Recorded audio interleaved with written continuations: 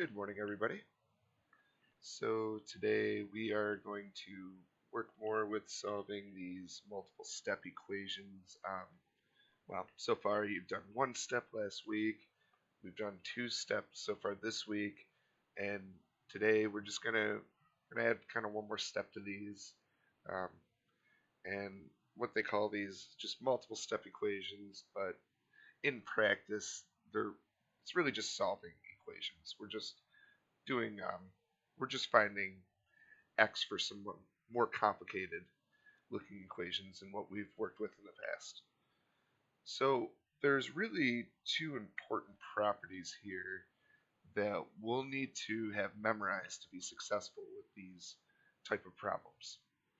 Okay, if you can remember these two concepts for solving equations, it's going to make your life a lot easier because you're going to have to do this time and time again in high school. Eventually, being able to solve questions like these, it's just expected you know it. So you're not there yet. That'll be in a few years, but you you will have to have this all memorized at one point or another. So first off, let's talk about inverse operations a little bit. So let me actually do a little cutout. Actually, I want to do one a little bit bigger.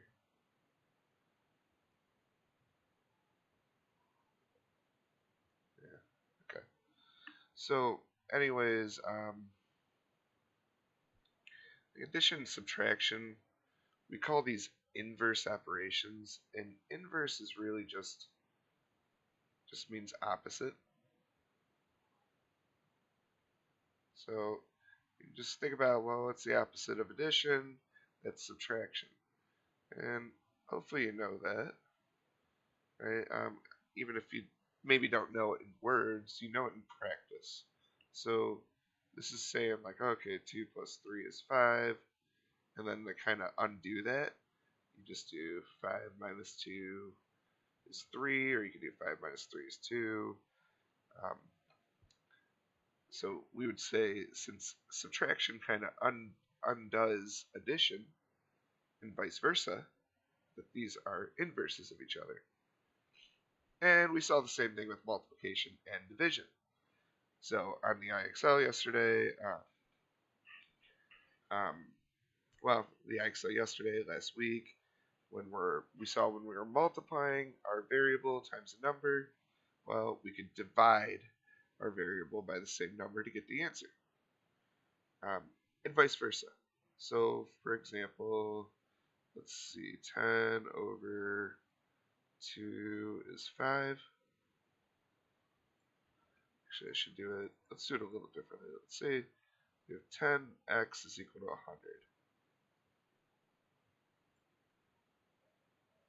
Well, if you divide 100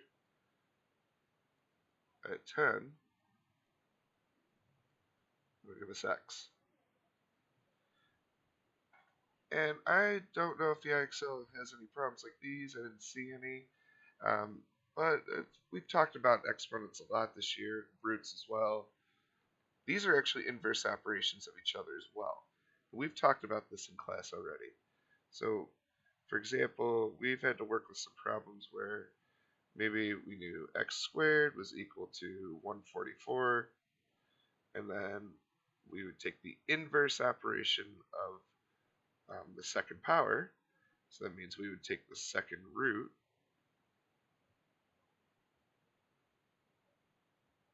of 144 would give us x.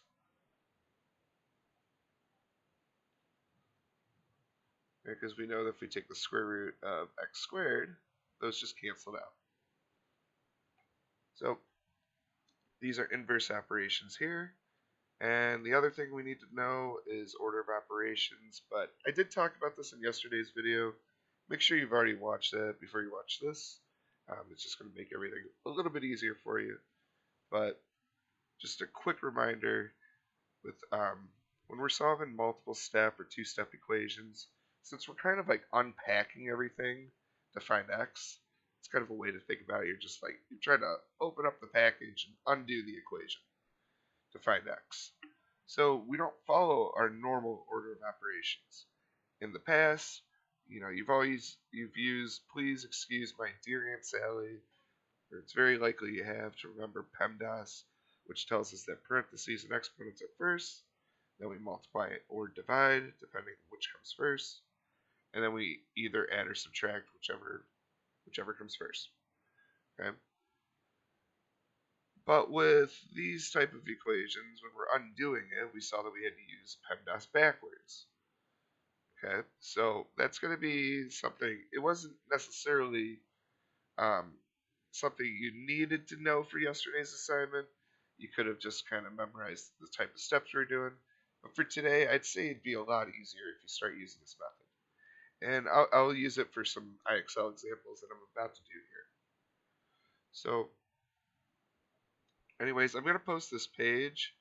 Um, maybe I'll add to it during the day, but this is all I got for the notes right now because I want to make sure you guys are watching the videos. I think too many people are skipping them still. So let's get started here.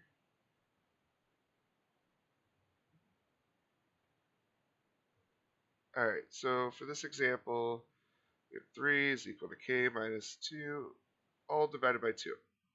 So let's see, we want to see how we want to get started here. So we know we have to do PEMDAS first. And we said we're going backwards, right? Since we're doing a multiple step equation. So we need to do addition and subtraction first. But there's something you need to remember with this. In the numerator here, this is really in parentheses. They don't write it in, but it is. That's because k is being divided by 2, and this negative 2 is also being divided by 2. So that's a very, very important step. And if you're not watching the video, or you don't remember that, it's going to cause you to make mistakes. So, okay. Now, we have parentheses, so we're going to have to do this last. Do we have addition and subtraction? Yes, but it's inside the parentheses, so we have to save that for last.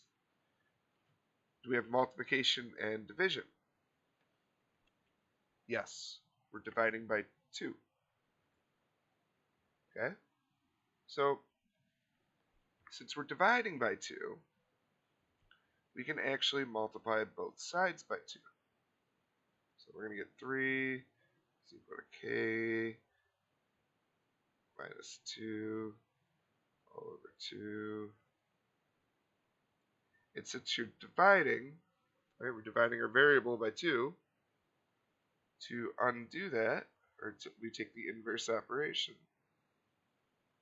and we multiply both sides by 2. So now this is actually going to cancel out with this. So we basically just got rid of the 2's here. On the left side, we now have 2 times 3, which is 6. We said, well, 2 divided by 2 is 1, so these cancel out. It just leaves us with k minus 2 over here. And then from here, you just solve it like normal one-step equations. All right, we're subtracting 2, so the opposite of that is adding 2. Right, if we add 2 to negative 2, these cancel out, and it leaves us with k is equal to 8.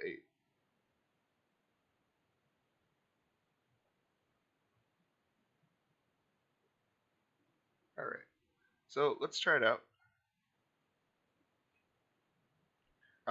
Actually, I want to show you guys one more thing before we try it out.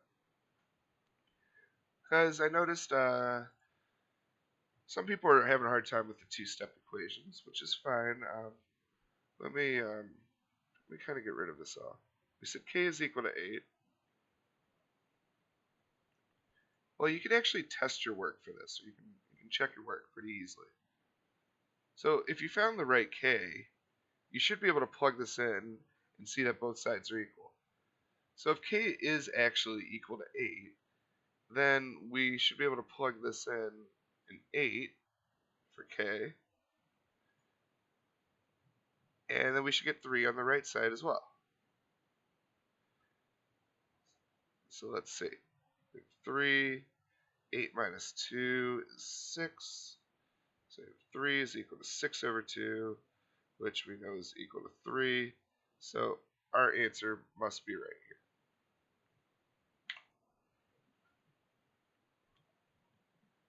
Okay. I'm going to skip this one. Okay, let's look at this one.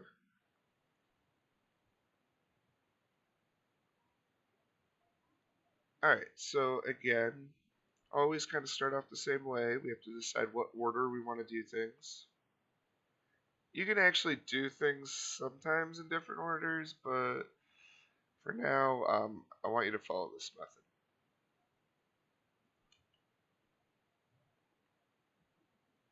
Alright, so remember, we have to go through this. Do we have any addition or subtraction?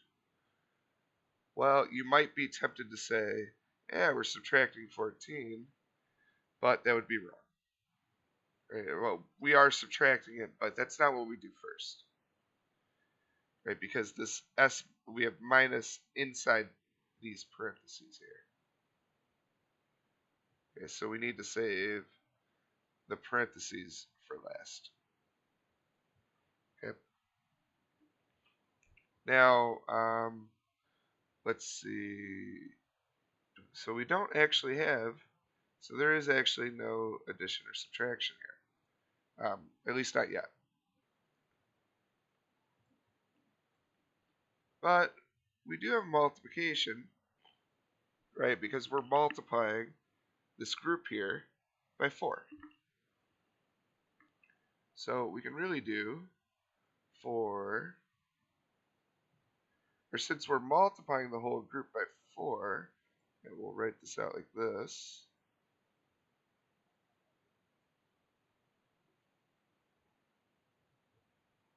There's actually 2 ways you can do it, but you could actually distribute this through if you wanted to, and then you can solve it from there. That way is actually a little bit harder. I'm going to show you the easier way. Since we're multiplying here, well, we can get rid of that 4 by dividing both sides by 4. And if I divide 4 by 4, I get 1. So these cancel out. This will leave with 16 over 4, so 4 on the right. And then on the left, we'll have s minus 14. And now the parentheses are gone, so we just solve this like a normal one-step equation. We have subtraction over here, so we just add 14 to both sides. So then we'll get 4 plus 14, 18 is equal to s. But let's check our answer here. So we said 18 is equal to s. So let's check it. We have 4. If we did this right, then we'll plug in 18 here. Minus 14. This is all equal to 16. So if this is right, this left side should be equal to 16. 18 minus 14 is 4. So this is really 4 times 4, which we know is 16. So this is correct. So our answer must be 16. Or not 16, 18. Because that's what we plugged in for s here, right?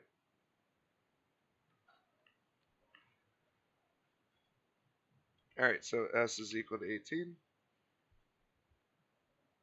Alright, let's skip this one. Skip that one.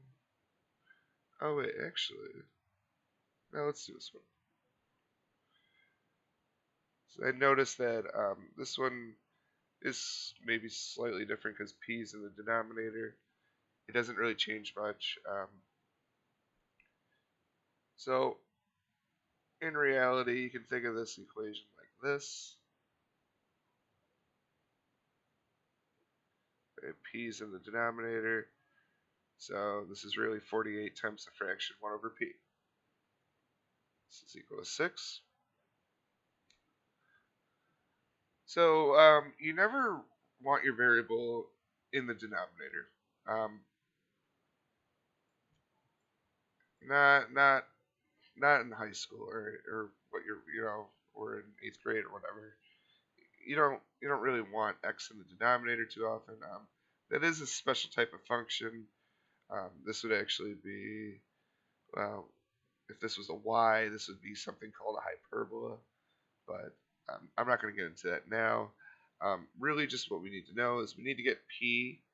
We want to get this into the numerator, and we want it all alone, just like we normally do. So to do that, we can do the same tricks here. Um, so we're only really working with multiplication and division, so I'd say at this point, don't worry about using the PEMDAS method for this type of problem. Really just what you want to do is get this p out of the denominator. So what we can do is multiply both sides by whatever p is. And what we'll see is that this p cancels out with this p, right? So p divided by p is just 1.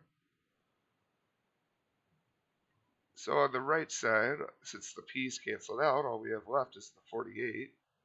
48 times 1, which is just 48. And then we have 6p over here. Well, again, we have a one-step equation. So from here, you just go ahead and divide both sides by 6.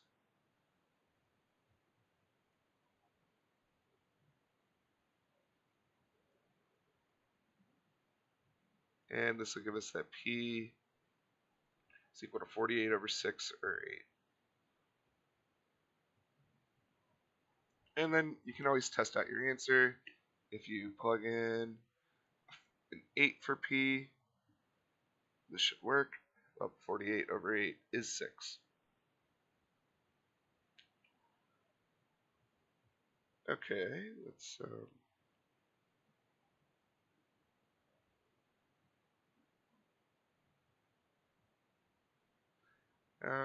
don't worry about getting this one to 80, or don't worry about getting this one to 100 or anything unless you just want to challenge with some of the decimals.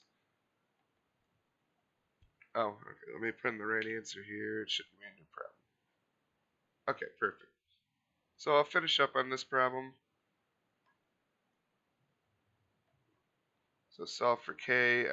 This one, it's the same as the others, but we kind of threw a negative here. We're going to do PEMDAS backwards. But remember, we're not going to get thrown off by this parenthesis. Probably the trickiest part with this. All right, we need to save this for last here. All right. Everything inside of it needs to be saved for last, because this is with our parentheses. So first we see, is there any addition or subtraction? Yes, it's right here, but it's inside the parentheses, right? So that's why we put this all in blue, because we're saving this part for last. Then we're going to look at multiplication and division.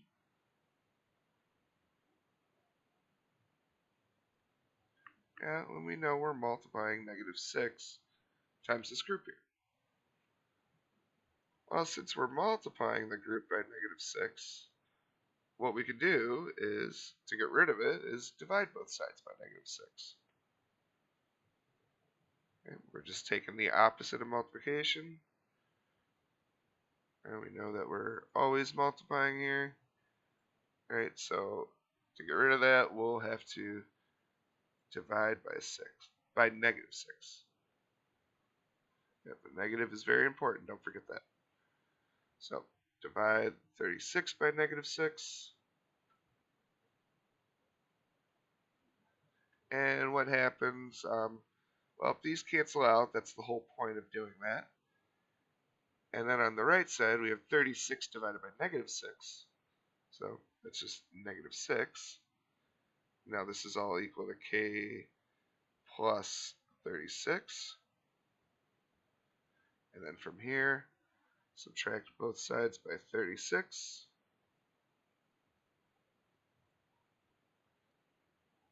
And we'll get k is equal to negative 6 minus 36. That'll be negative 42. Right, they're both negative numbers, so you can just add up 6 plus 36. That gives us 42, and then we know it needs to be negative.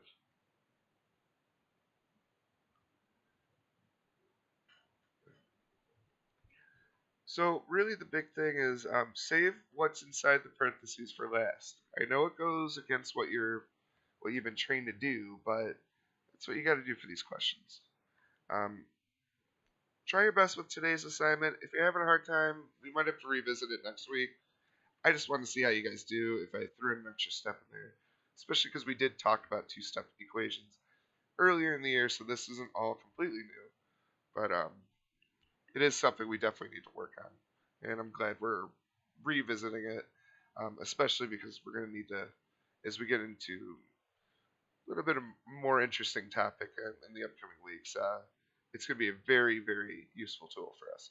So that's all I have for you guys. Please take care. Have a good day.